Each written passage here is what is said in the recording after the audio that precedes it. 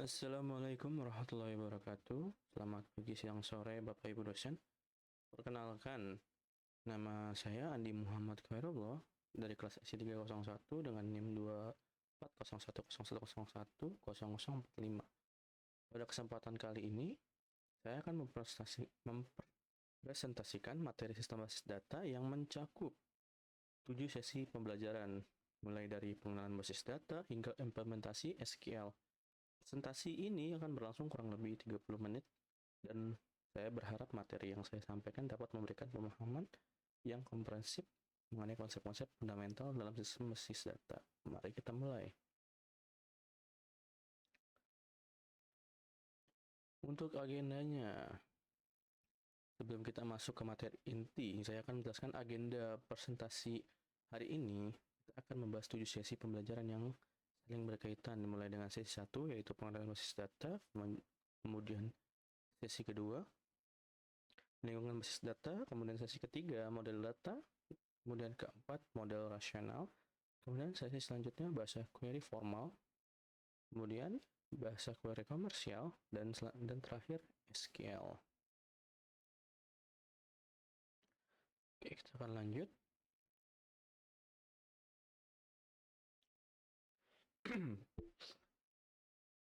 Apa itu data?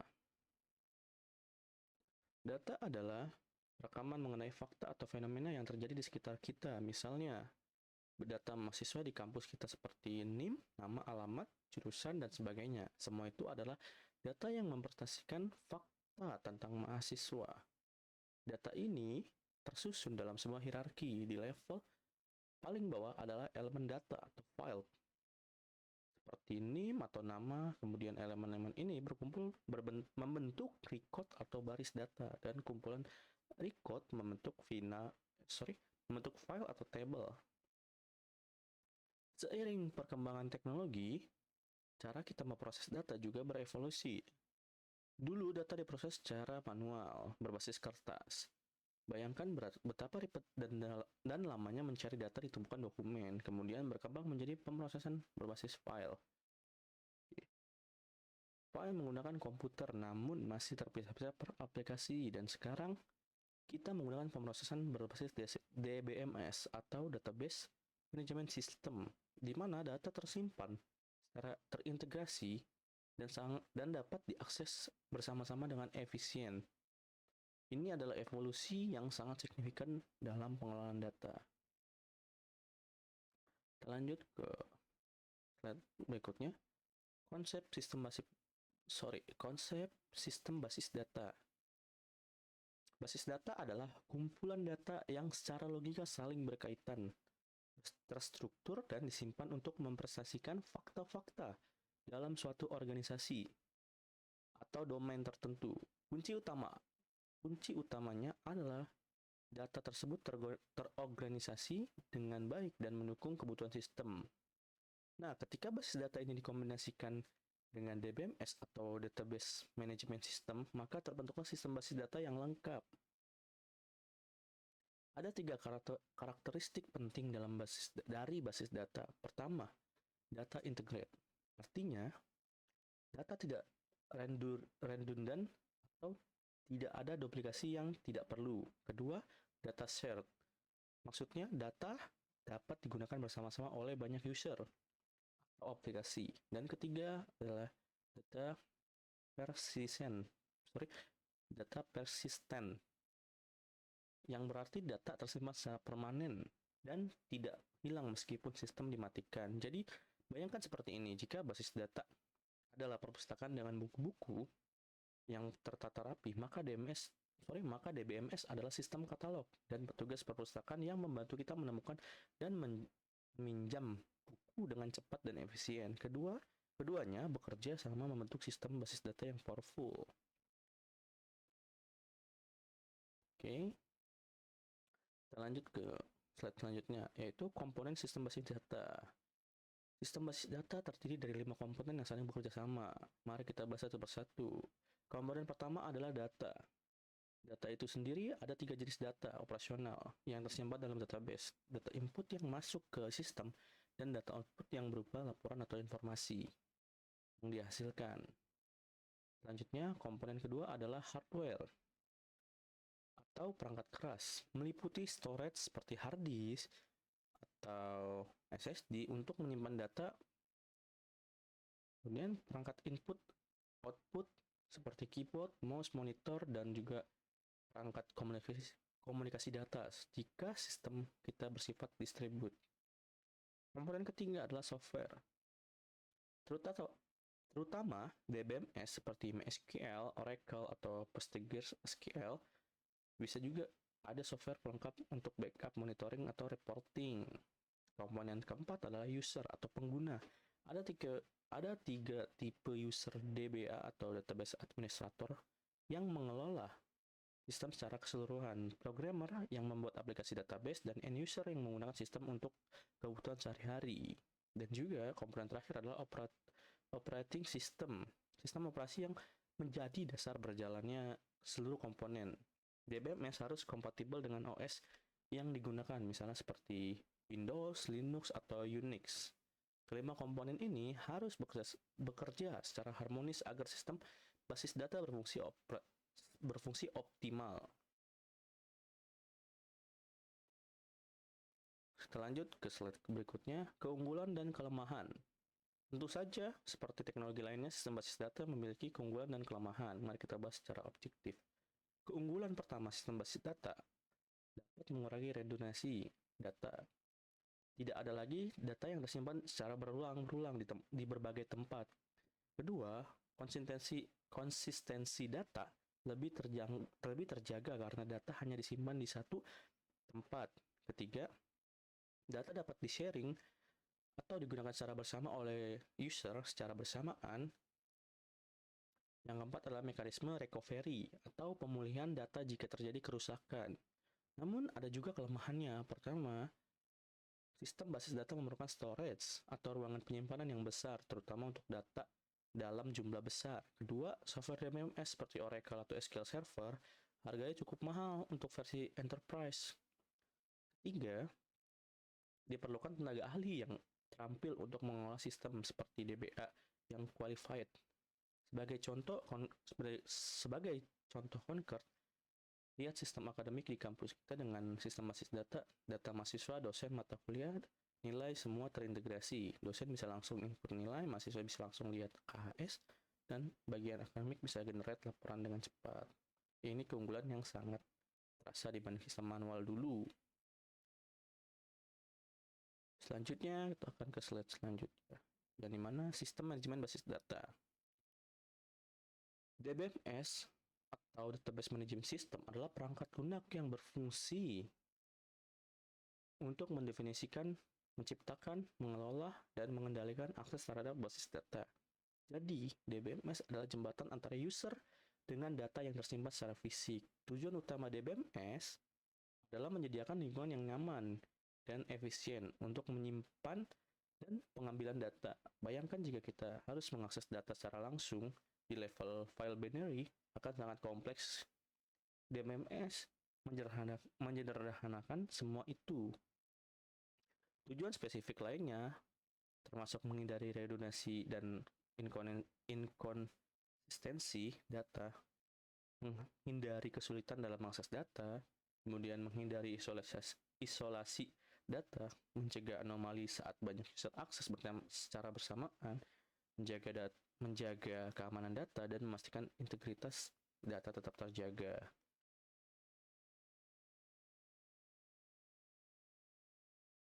Slide selanjutnya. Arsitektur ANSI Spark. Sekarang kita masuk ke konsep yang sangat penting, yaitu arsitektur ANSI Spark, atau yang dikenal juga sebagai Three Schema Arsitektur. Pada tahun 1975, Badan Standarisasi ANSI Spark menetapkan 3 level abstraksi dalam database untuk mencapai independen atau tidak bergantungan data. Data pertama adalah external server atau view level. Ini adalah level yang berinteraksi langsung dengan user. Setiap user bisa melihat data sesuai kebutuhannya. Misalnya, dosen hanya lihat data mahasiswa di kelasnya. Mahasiswa hanya lihat nilai dirinya sendiri. Masing-masing punya view yang berbeda. Level kedua adalah conceptual level atau logical level. Ini adalah level untuk administrator database. Di sini didefinisikan struktur lengkap database, relasi antar table, constraint, dan aturan bisnis. Administrator memahami keseluruhan struktur data di organisasi. Level ketiga adalah internal level atau physical level. Ini adalah level bagaimana data benar-benar disimpan secara fisik di storage, termasuk alokasi ruang penyimpanan, struktur file, indeks, kompresi data, dan enkripsi. Kunci dari arsitektur ini adalah pemetaan antar level. Ada pemetaan eksternal sampai konseptual dan konseptual sampai internal. Dengan pemetaan ini, perubahan di suatu level tidak akan mempengaruhi level lainnya. Ini yang disebut data independence yang akan kita bahas selanjutnya. Data independence adalah suatu benefit terbesar dari arsitektur 3 level tadi. Ada 2 jenis data independence, yaitu pertama, physical data independence. Ini berarti perubahan di skema fisik tidak akan mempengaruhi skema konseptual. Contohnya kita mengubah dari hard disk HDD ke SSD atau mengubah metode indexing dari B3 ke hash. User dan aplikasi tidak akan merasakan perbedaan. Yang mereka rasakan hanya performa yang lebih cepat. Program aplikasi tidak perlu dirubah sama sekali. Kedua, logical data independence. Ini berarti perubahan di skema konseptual tidak mempengaruhi program aplikasi atau external view. Misalnya, ketika kita merubah kolom baru di table atau menambahkan table baru untuk fitur baru, view yang sudah ada tidak akan terpengaruh. User yang sudah terbiasa dengan view mereka tidak akan terganggu. Oke. Kita akan melanjutkan ke slide bahasa dan arsitektur DBMS. DBMS menyediakan bahasa-bahasa khusus untuk berinteraksi dengan database. Ada 3 kategori utama, yaitu pertama, DDL atau Data Definition Language. Ini digunakan untuk mendefinisikan struktur data. Perintah-perintahnya seperti create untuk membuat tabel baru atau database, kemudian alter untuk mengubah struktur, dan drop untuk menghapus. DDL biasanya digunakan oleh administrator atau developer saat setup awal atau maintenance. Kedua, ada DML atau Data Manipulation Language. Ini untuk memanipulasi data itu sendiri. Perintahnya seperti select untuk mengambil data, insert untuk menambah data baru, kemudian update untuk mengubah data, dan delete untuk menghapus data. DML adalah yang paling sering digunakan sehari-hari. Ketiga, ada DCL atau Data Control Language. Ini untuk mengontrol hak akses user. Perintah seperti grant untuk memberi akses dan revoke untuk mencabut hak akses. Dari sisi arsitektur multi-user, ada 3 model. Teleprocessing adalah model lama yang dengan terminal dummy ke mainframe. File server di mana server hanya sebagai storage bersama, dan yang paling modern adalah client server arsitektur, di mana processing terbagi antara client dan server, sangat efisien dan scalable. Hampir semua sistem modern menggunakan arsitektur client server. Selanjutnya, kita akan membahas pengertian model data. Model data adalah sekumpulan konsep yang menjelaskan 3 hal: struktur data, hubungan antar data, dan batas-batasan pada data yang terintegrasi dalam suatu organisasi. Tujuan dari model data adalah menyajikan data dengan cara yang mudah dipahami dan mudah dimodifikasi. Jadi model data ini seperti blueprint atau denah dalam arsitektur. Sebelum membangun rumah, arsitek membuat denah. Sebelum membangun database, kita membuat model data. Oke. Model data membantu kita merancang database dengan baik sehingga data terorganisasi secara logis, mudah diakses, dan mudah di-maintenance. Dengan model data yang baik, kita bisa menghindari masalah-masalah seperti redundasi, inkonsistensi, dan anomali data. Kita lanjut ke kategori model data. Model data dapat dikategorikan menjadi 3 komponen besar. Kategori pertama adalah object based model atau model berbasis objek. Yang paling populer di kalangan ini adalah Entity Relation Model. Entity Relationship Model atau ER Model yang menggunakan konsep entitas, atribut, dan relasi. Kemudian kategori kedua ada Record Based Model. Atau model berbasis record. Di sini ada 3 jenis. Pertama model relasional yang kita gunakan saat ini. Data disimpan dalam bentuk tabel 2 dimensi. Ini adalah standar industri yang paling banyak digunakan. Kedua, model hierarki yang menyusun data dalam struktur pohon atau tree. Ketiga adalah model jaringan yang membolehkan struktur lebih kompleks dengan banyak parent. Kategori ketiga adalah physical model yang menjelaskan bagaimana data disimpan secara fisik di level mesin. Ini lebih teknis dan jarang digunakan di level conceptual design. Lanjut ke model hierarki versus jaringan. Sebelum model relasional menjadi populer, model hierarki dan jaringan sempat banyak digunakan. Mari kita bandingkan keduanya. Model hierarki menggunakan struktur pohon atau tree. Aturannya sangat ketat, yaitu satu child hanya boleh punya satu parent, seperti struktur organisasi perusahaan yang rigid. Satu karyawan hanya punya satu atasan langsung. Contoh nyata dari model hierarki adalah sistem file di Windows. Satu folder bisa berisi banyak subfolder atau file, tapi satu file hanya ada di satu folder parent. Kelebihan model hierarki adalah simple dan cepat untuk relasi one-to-many yang sederhana. Kelemahannya sangat tidak fleksibel untuk relasi yang kompleks. Model jaringan adalah pengembangan dari model hierarki. Di sini satu child boleh punya banyak parent. Ini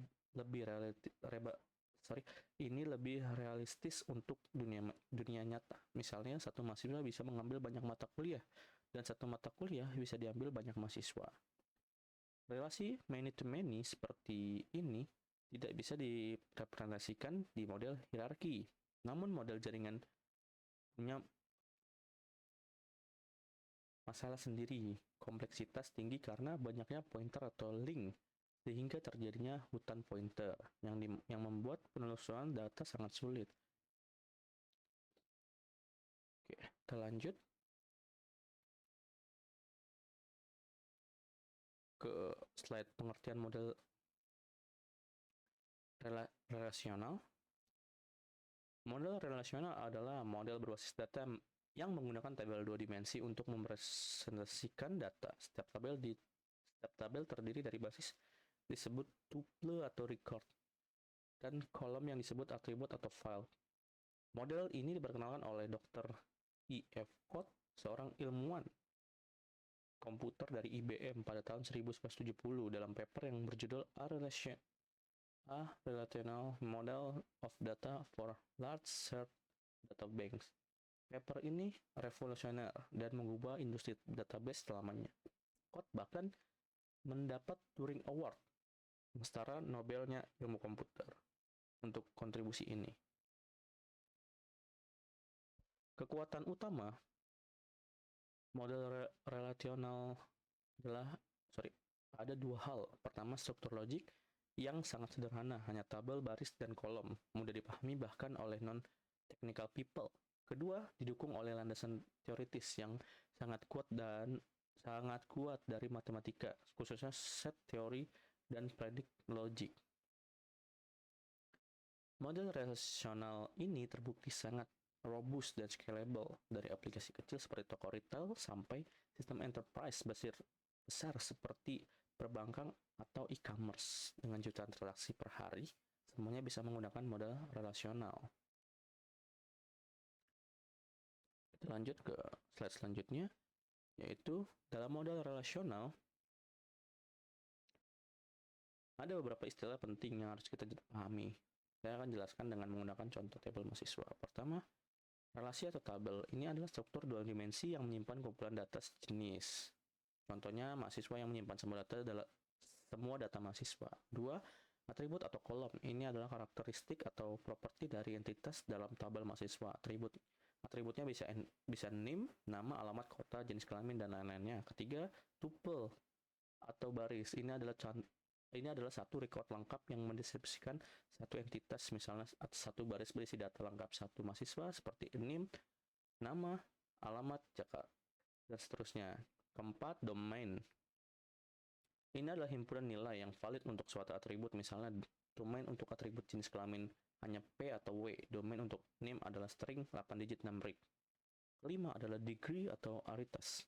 Ini adalah jumlah atribut dalam satu relasi. Jika tabel mahasiswa punya 5 kolom, maka degree-nya adalah 5. Keenam adalah cardinality.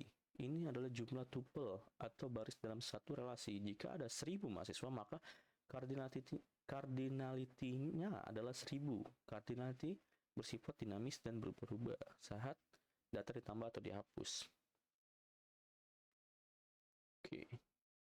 Kita lanjut ke slide selanjutnya, yaitu relational case. Konsep key atau kunci adalah satu hal paling fundamental dalam model relasional. Ada beberapa jenis key yang perlu kita pahami. Super key adalah satu atribut yang kombinasi atributnya bisa mengidentifikasi tuple secara unik, tapi super key bisa berisi atribut-atribut redundant yang sebenarnya tidak perlu. Kemudian candidate key adalah super key minimal. Artinya sudah tidak ada lagi atribut yang bisa dibuang. Semua atribut di candidate key benar-benar diperlukan untuk identifikasi unik. Satu table bisa punya beberapa candidate key. Selanjutnya, primary key adalah candidate key yang dipilih sebagai identifier utama untuk table tersebut.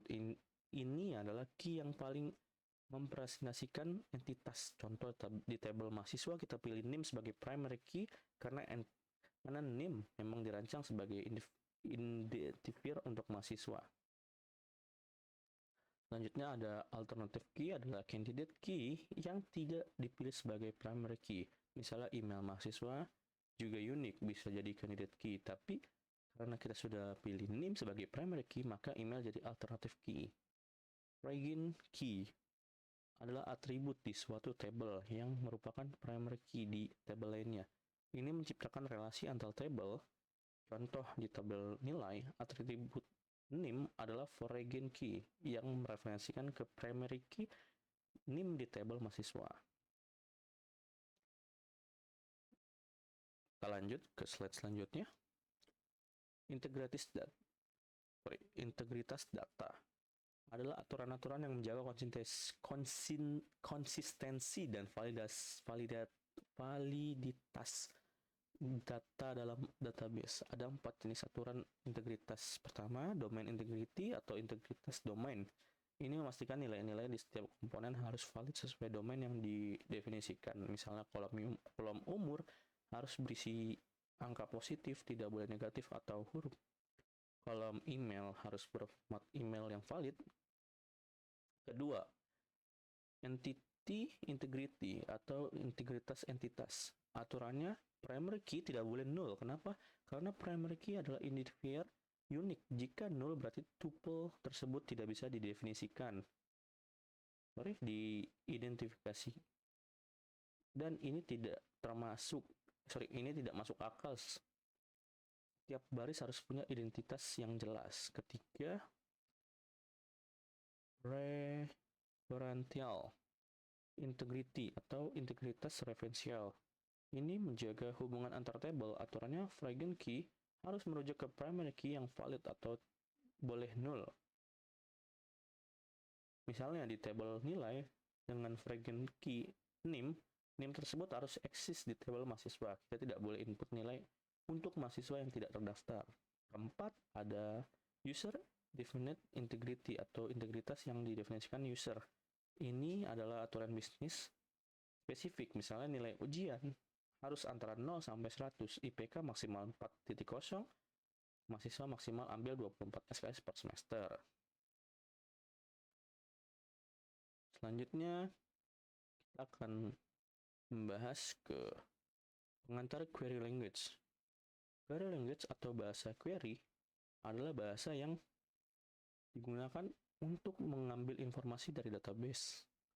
Bayangkan query sebagai pertanyaan. Jika kita ajukan ke database dan database akan menjawab dengan data yang kita minta. Bahasa query dibagi menjadi dua kategori besar. Pertama, bahasa query formal yang menggunakan notasi matematika dan menjadi fondasi teoritis. Kedua, bahasa query komersial seperti SQL yang user friendly dan digunakan di industri. Query language fokus pada aspek pencarian data dari tabel.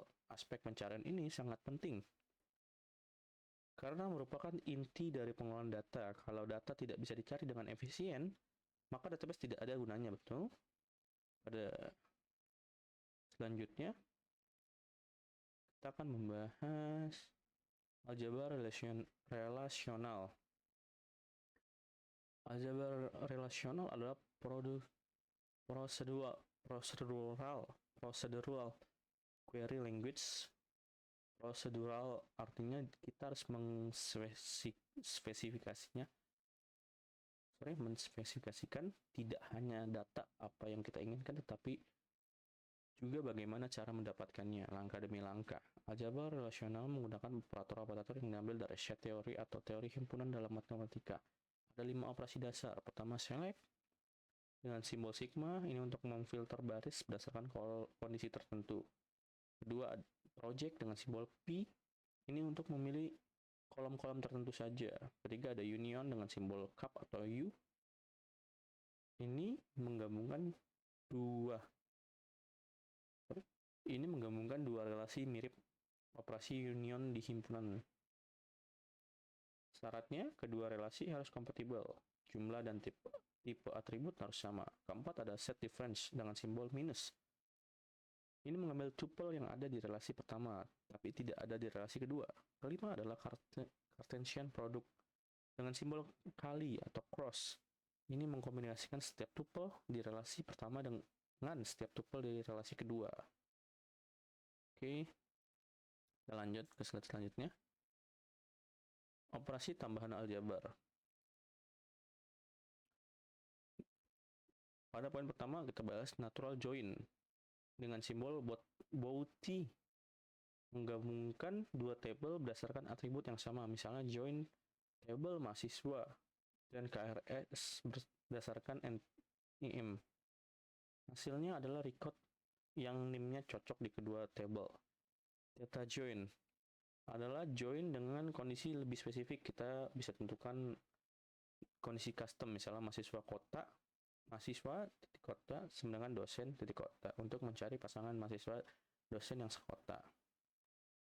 Kemudian ada intersection atau irisan, mengambil tuple yang ada di kedua relasi seperti operasi irisan di diagram Venn, dan division atau pembagian.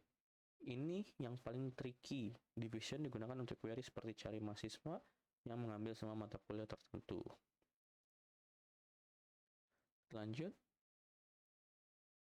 kalkulus relasional. Berbeda dengan aljabar relasional yang prosedural, kalkulus relasional adalah non-prosedural atau deklaratif. Apa bedanya? Kalau di aljabar kita harus jelaskan langkah-langkahnya, di kalkulus kita cukup deskripsikan apa yang kita inginkan tanpa perlu jelaskan bagaimana cara mendapatkannya. DBMS yang akan otomatis menentukan cara paling efisien. Ada dua jenis kalkulus relasional. Pertama, kalkulus relasional tuple. Di sini kita akan menggunakan variabel tuple berbentuk umumnya adalah kurawal T bar PT yang menggunakan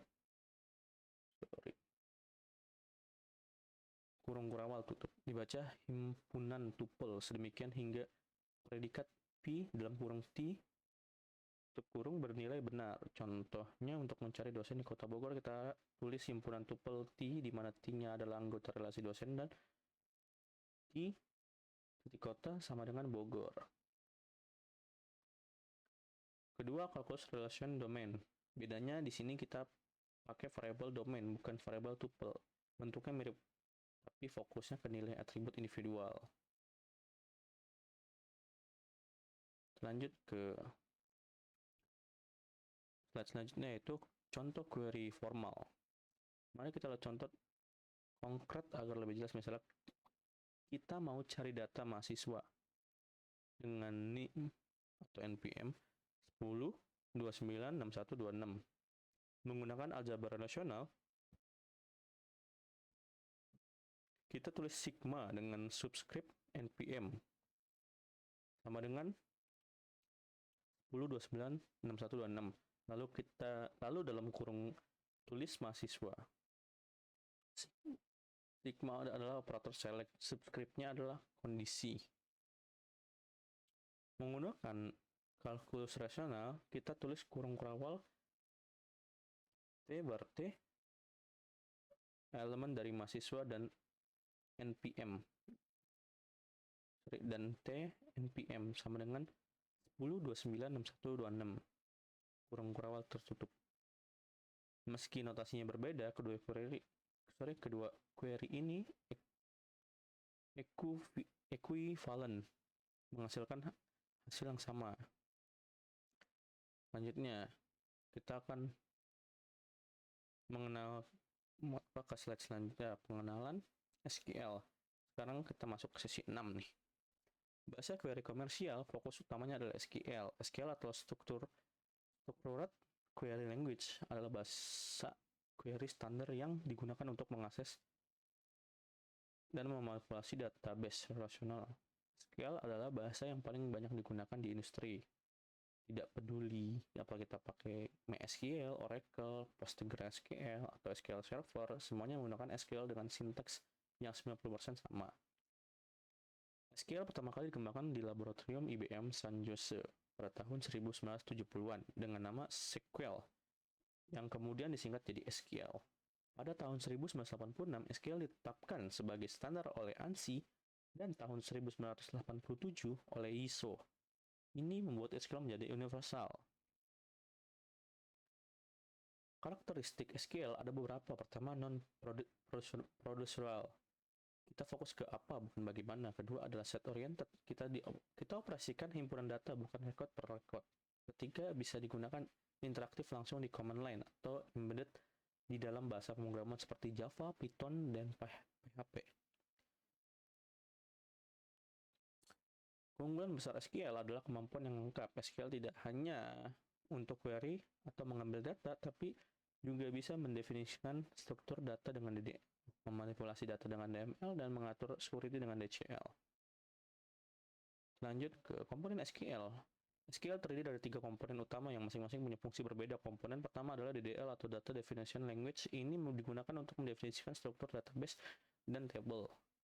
Perintah-perintahnya seperti create untuk membuat database atau table baru, alter untuk mengubah struktur table yang sudah ada, dan drop untuk menghapus database atau table. Komponen kedua adalah DML atau Data Manipulation Language. Ini adalah komponen yang paling sering digunakan sehari-hari. Perintahnya adalah select untuk mengambil data, insert untuk menambahkan data, update untuk mengubah data yang sudah ada, dan delete untuk menghapus data. Dengan DML kita cukup tentukan apa yang kita mau. DBMS yang akan tentukan bagaimana cara eksekusinya. Komponen ketiga adalah DCL atau Data Control Language. Ini untuk mengatur hak akses pengguna. Perintahnya adalah grant untuk memberikan akses dan revoke untuk mencabut akses. Misalnya kita bisa berikan hak user tertentu untuk select, tapi tidak boleh delete. Ini penting untuk security dan compliance. Selanjutnya kita akan ke slide elemen-elemen SQL. SQL memiliki kurang lebih 30 statement atau perintah. Mari kita lihat elemen-elemen dasarnya. Dari sisi tipe data, SQL mendukung berbagai jenis. Ada char untuk karakter fixed length, ada varchar untuk karakter variable length, integer untuk bilangan bulat, numeric atau desimal untuk bilangan desimal, date untuk tanggal, dan masih banyak lagi. Pemilihan tipe data yang tepat penting untuk efisiensi storage atau performa. SQL juga punya operator relasional untuk perbandingan sama dengan, tidak sama dengan, lebih kecil, lebih besar, lebih kecil sama dengan, lebih besar sama dengan. Operator-operator ini digunakan di klausa where untuk filtering. Untuk operator logika, ada AND untuk kondisi, dan OR untuk kondisi atau, dan NOT untuk negasi. Dengan operator logika, kita bisa buat kondisi yang lebih kompleks, misalnya where kota sama dengan Jakarta, N umur lebih besar dari 20. SQL juga menyediakan berbagai interface, bisa digunakan untuk sebagai bahasa query interaktif, bisa di-embed di bahasa pemrograman, atau digunakan dalam arsitektur client server. Selanjutnya, kita akan membahas DDL. DDL digunakan untuk mendefinisikan struktur database. Pertama, kita bisa buat database dengan perintah create database, diikuti nama, diikuti nama database. Contoh, create database latihan. Ini akan membuat database baru bernama latihan. Selanjutnya kita buat tabel dengan create tabel mahasiswa. Selanjutnya kita mendefinisikan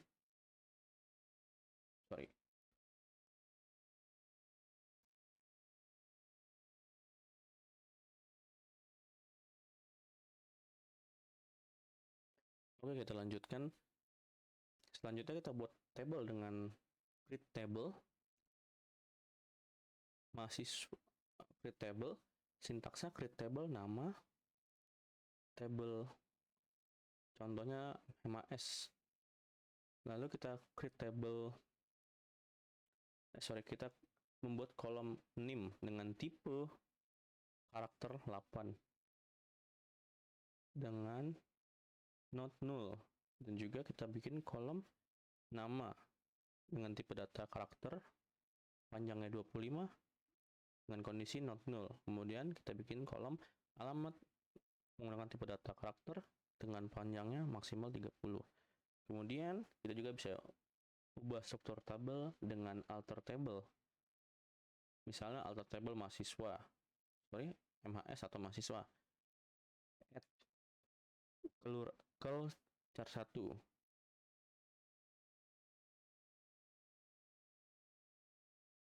Ini akan menambah kolom baru, JKL. Atau bisa modify, mengubah tipe data, kolom, atau drop untuk menghapus kolom. Selanjutnya, kita akan membahas data manipulation. Setelah struktur table dibuat dengan DDL, kita isi dan manipulasi datanya dengan DML.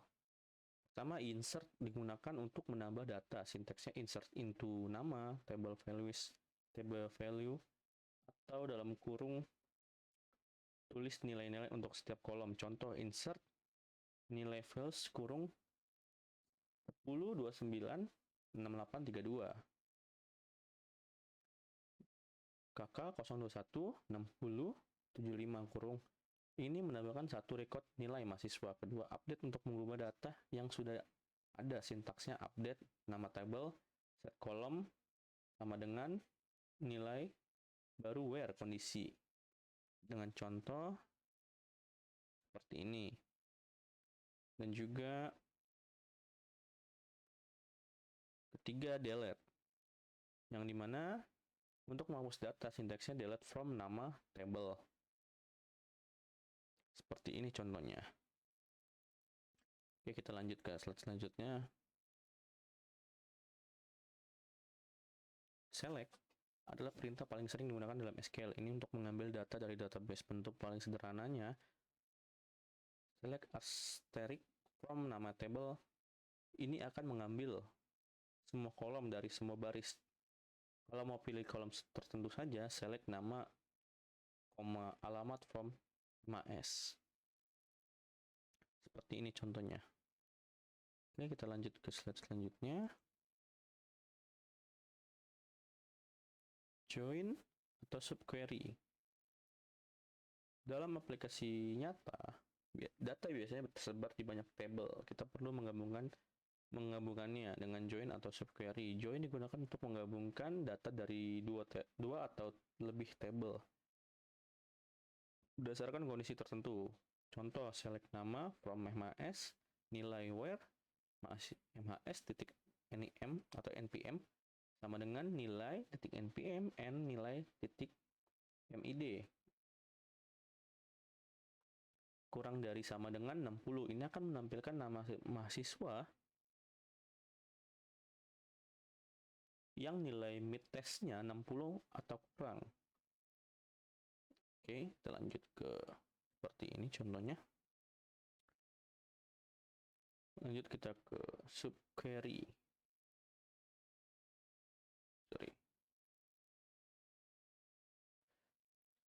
Subquery atau nested query dengan contoh select nama from HMAS where npm in kurung select npm from nilai where mid kurung dari sama dengan kurang dari sama dengan 60 kurung query dalam kurung ini dieksekusi dulu hasilnya akan untuk query luar dengan contoh seperti ini. Lanjut ke selanjutnya. Pada slide akhir kita akan Baik, kita telah sampai di akhir presentasi. Mari kita recap atau rangkum perjalanan pembelajaran kita hari ini. Di sesi 1 kita memahami konsep dasar sistem basis data, bagaimana basis data dikelola secara terintegrasi. Sesi 2 kita mempelajari lingkungan basis data dengan arsitektur ANSI Spark, 3 level dan konsep data independence. Sesi 3 kita mengenal berbagai model data, dan di sesi keempat fokus ke model relasional yang menjadi standar industri. Sesi 5 memberi kita fondasi teoritis dengan aljabar dan kalkulus relasional. Sesi 6 dan 7 kita masuk ke implementasi praktis dengan SQL mulai dari DDL untuk define struktur, DML untuk memanipulasi data, hingga query kompleks dengan join. Apa takeaway-nya? Database adalah fondasi dari hampir semua sistem informasi modern.